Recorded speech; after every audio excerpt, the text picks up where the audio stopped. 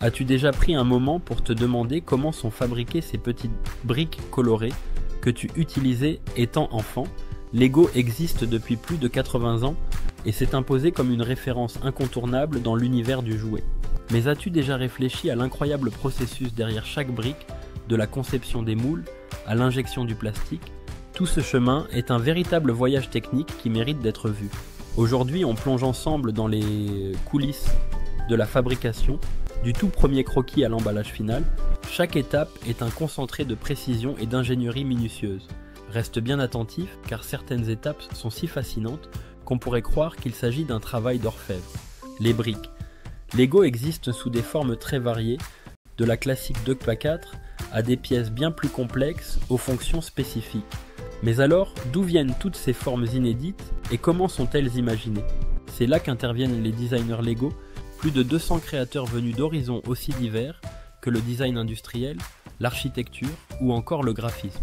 Ils utilisent un subtil mélange de créativité, de maîtrise technique et d'outils numériques avancés pour donner vie à leurs idées.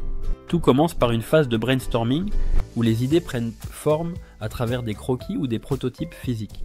Puis ces concepts sont modélisés sur ordinateur pour garantir une compatibilité parfaite avec les autres briques, car l'interconnexion entre chaque pièce est au cœur de l'expérience Lego.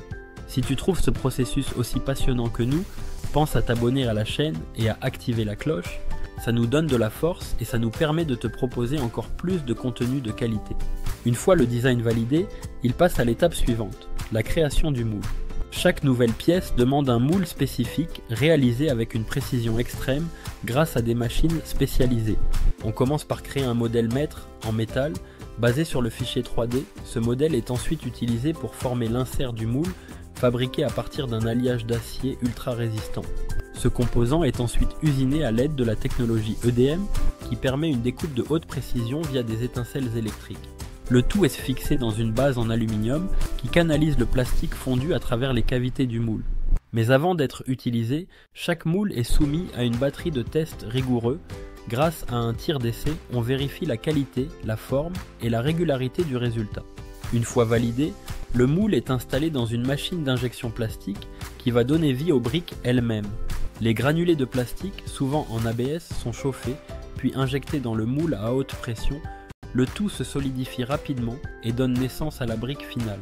Les pièces sont alors éjectées, puis minutieusement inspectées et triées selon leur forme et couleur. Certaines briques sont faites de plastique uni, d'autres utilisent des couleurs multiples grâce à un système de co-injection ultra sophistiqué. Même les éléments comme les roues, les portes ou les mini-figurines sont produits via ce processus d'injection avancé, parfois suivi d'étapes supplémentaires comme la peinture ou l'impression. Puis vient la phase de finition où l'on retire le sprue, ce petit excédent de plastique grâce à des techniques de découpe et de ponçage de précision. Ensuite, on ajoute les détails finaux, logos, motifs ou autres marquages essentiels. Chaque brique est ensuite triée automatiquement, puis emballée, souvent en sachet ou en boîte, prête à être expédiée dans le monde entier. Lego procède aussi à des tests de sécurité très stricts pour s'assurer que chaque brique est non toxique, solide et adaptée aux enfants. C'est ce niveau d'exigence et cette maîtrise technique qui ont permis à Lego de devenir bien plus qu'un jouet, un symbole universel de créativité et de construction sans limite.